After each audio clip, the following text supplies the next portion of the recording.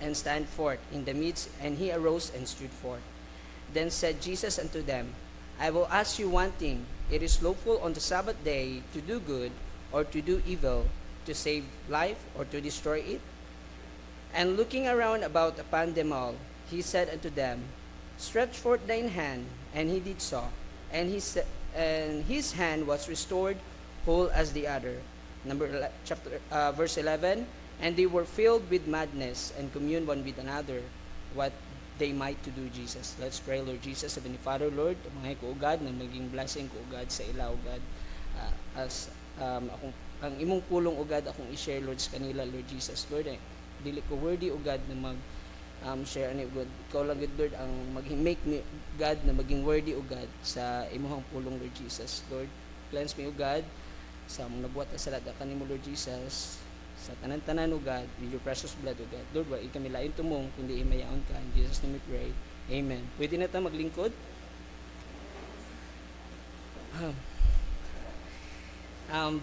Diri na passage maka-learn ta kung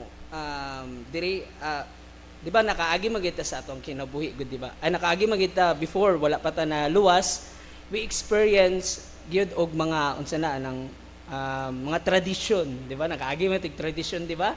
So like bawal magdala og pagkaon gikan sa patay, di ba? Bawal bawal mag manilhig og gabi kay mawala daw ang blessing. Ingana, di ba? So tapos dagan pa anang kinahanglan kung magtingog ang flag ceremony o magtingog ang lupang hinirang, kinahanglan to i-respect, diba? So we do tradition, diba, sa ato ang kinabuhi hantod naging attitude na nato as a Christian. Pero diri sa atong gibasa na passage, ang tradition diri strict kaayo. Kay nganuman kung dili siya magbuhat ani na tradition, pwede siya patyon. Pwede siya ang ginabuhat dati, ginalabayan og bato hangtod nga matay. So kinahanglan ikaw mismo na person, muhimo ka sa imong tradisyon kung di ka gusto mamatay, di ba? So ingana, diri sa to ang tradisyon, naalang sa to akong tuuhan na to or dili na to sundon, di ba? Ingana lang ang tradisyon. But diri kining man, obligado siya na mo sunod sa tradisyon. Kay tungod naa siya dira na country mao na ang rules nila kung dili ka magsunod pwede ka mamatay. So diri makita na to diri ang need sa man. And it came to pass sa verse 6, makita na to, and it came to pass also on another Sabbath that he entered into the synagogue and taught, and there was a man whose right hand was withered. Nakita na to dira ang need sa man. Unsa ang need sa man? Kinahanglan niya og healer, kinahanglan niya og doktor na moayo sa iyahang sakit na ginadala. Mo na siya ang paralyzed, withered man, anang paralyzed, yan na lang short na paralyzed na tao. So makita na to dira kung unsa ka needful ang lalaki, kung unsa niya ka need og someone na magtabang sa iyaha dira. So verse 7, and the scribe and the Pharisees watch him whether he would heal on the Sabbath day, that they might find accusation against him. So ingana namagi mga tao na naay tao na buhat og mga maayo nga butang, napoy tao na dili gusto buhaton ng maayo nga butang. Kaya para sa tuwa kita nagabuhat ta sa kabubuton sa Ginoo, pero naatong mga tao na dili kasabot gyud kung unsang pamaagi sa Ginoo sa pagbuhat nato sila sa iyang kabubuton. So ang atong himuon na lang magpadayon lang ta, dili ta magpadala sa ila. So diri makita na to diri ang pagpadayon sa sa withered man biskang sa kana nga sitwasyon, lisod na ang sitwasyon sa iyang kinabuhi, paralyzed siya na tao. So ingon verse 8, but he knew their thoughts and said to the man which had the withered hand, rise up and stood forth. Nana si Jesus Christ, rise up and stood forth in the midst, and he arose and stood forth. Iyang gisunod ang Ginoo dayon. Ang Ginoo kabalo na already sa ilahang mga panghuna-huna. Kabalo na ang Ginoo kung unsa gadagan sa una, gadagan sa mga taong huna-huna. Kabalo na ang Ginoo. Bisang sa tuapod, kabalo na ang Ginoo kung unsa tong ginauna, nganong naata diri sa simbahan, nganong kinahanglan nato siya i-worship. Ang Ginoo kabalo na ana daan. Wala pa kagahuna-una ang Ginoo, nagahuna-una na. Ingana nga atong Ginoo. Ingana siya ka wonderful ba huna-una atong Ginoo. Although di ta kasabot sa iyang plano pero ingana ang atong Ginoo. So ang ginapakita diri sa passage natong gibasa verse 9, then said Jesus unto them, I will ask you one thing, is it lawful on the Sabbath mo tong giingon sa inyo kagaina, asa imong pilion, mosunod anang tradisyon or to do good para ma-save ang life sa tao? Asa, which is which? Ano, asa ka dito pilion nimo. So para sa Ginoo mas concerned siya sa tao. Pero kita man mas concerned man ta sa person. Kay nga naman kay para maunsa na atong kuan ba atong maistoryahan, atong ma-accuse kung unsa yung kuan unsa ang ganantag chismis Kita na tao ganantag chismis dire. Di ba? Ganahan ta og kung unsa atong maistorya, atong ipasa-pasa. Mo na ato ang kita na mga tao. Pero nga na, ang Ginoo, kabulo na kung unsa gid ang gadagan sa una-una sa mga tao. Kung magbuhat og maayo, ang Ginoo, i-accuse nila ang Ginoo. So, verse 10, and looking around about them all, he said unto the man, stretch forth thine hand, and did it so. And his hand was restored whole as the others. Tungod sa pagpadayon sa lalaki, na-restored siya whole as the others. Wala siya nagpadala sa crowd. Bisang unsa ang ginabato sa iya sa crowd, ayun na, sunda siya. Wala na siya kuan, right? Pero wala siya kabalo na. Verse 5, na ingon na diri, ang Ginoo. And he said unto them, that the Son of Man is Lord also of the Sabbath. So great ang Ginoo sa atong tradisyon. We believe sa atong tradisyon, pero mas greater pa ana ang Ginoo. So kita kung naaman tay ginabuhat na dili makahatag himaya sa Ginoo, kabalo ka mas dako pa ang Ginoo ana. Mas great pa ang Ginoo ana. Unsa atong ma-learn dira na things. So ang title sa akong message karon nagihatag sa ka sa Ginoo. Let me remind you of these things. So God wants to remind us that naa siya sa itong kinabuhi. Number 1, di ta magdugay, lean on Jesus.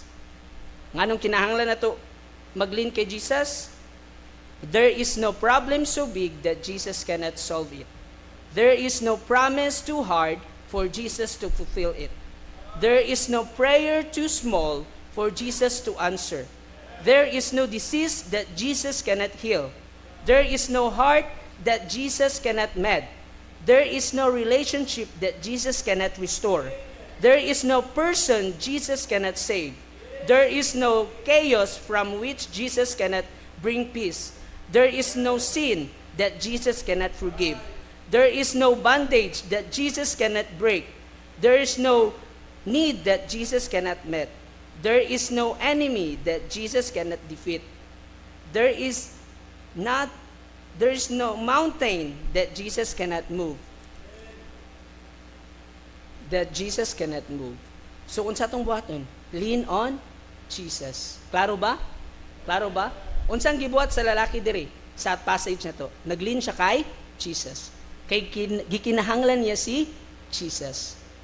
Gikinahanglan niya si Jesus. Kinahanglan ba nato si Jesus Christ atong kinabuhi? Kinahanglan nato. Ako pud kinahanglan ako si Jesus Christ. Labaw na wala kay family, wala koy ma-defend ba kung asa ko kung magsakit ko, kung magluya ko, wala kong kinahanglan ako si Jesus. Wala akong mama, wala akong papa.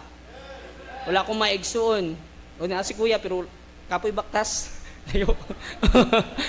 Ana ba? Di ba? Ana, so kinahanglan nato si Jesus. Kung asa ta manginahanglan og need niya. So, verse 2, dali lang kay ta. Verse 2 na unsa na?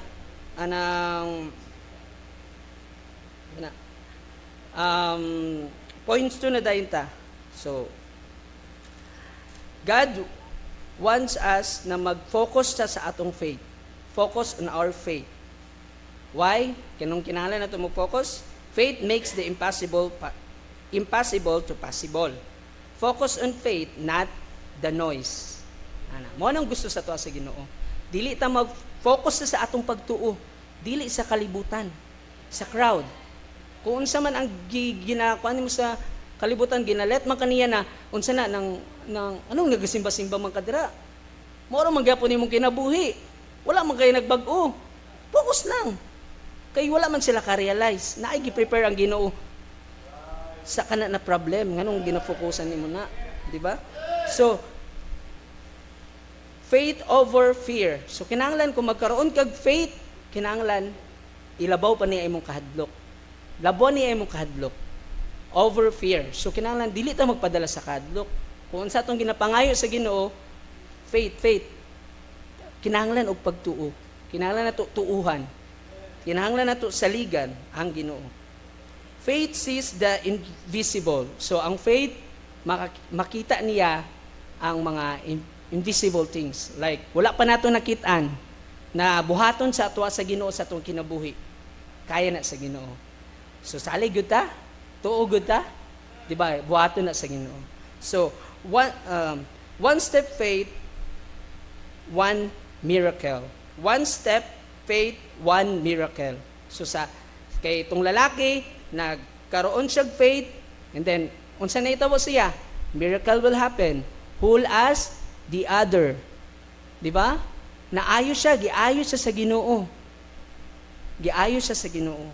So nga na, God's promises plus your faith, miracles. Di ba? So nga na, so kung ilet nimo ang Ginoo nag-make siya promise ka nato. Tapos kung buhat ang promise pagid plus faith pagtuo pagid nato equals miracle. So nga na, faith turns struggle into testimonies. To what ana? Faith turns struggles to testimony. 'Di ba? Nanong ng mga karakter sa Bible kay tungod sa ilang faith, kay tungod sa ilang struggles, og sa ilang pagtuo. And then nahimo og testimony. That's why mo na itong gina-learn karon, di ba? You believe on that? Nagatuo ba ta na? Nanon sila. Si Abraham, nanon siya sa iyang pagtuo dira sa Ginoo, di ba? So, faith rises above the storm. So ana, ang pagtuo nato mo na siya ang magtaas sa atong mga storm na moabot sa atong kinabuhi. Natay storm, pero mao na siya ang mo labaw pa anang storm. Abalo taon sa nang dili storm tong bagyo ha. Storm ba ng problem natong ginaagihan gud karon? Trials, dagan siya. Trials, difficulties, ana. Tanan na struggles natong giagihan, mao na siyang storm. So, kinahanglan nato og pagtuo dira kay Jesus. So, faith changes everything. So, di ba? Tungod sa tong patuo, kita na change. Di ba? Ingon sa di ba Bible na if any man be in Christ, he is a new creature. All things are passed away. Behold, all things are become new. We are new na dira atubangan sa Ginoo. So, faith plus obedience is blessing. So, kinahanglan nato mo obey. Kung unsang ang ginapagusto sa tuwa sa Ginoo, kinahanglan nato i-obey. Para kung makaangkon gusto kag blessing, faith plus obedience. I-obey nato ang Ginoo. So, conclusion na tayo ta. Trust and focus on Jesus despite what others think. Lean on Jesus, trust Him alone. Focus on faith, Him alone.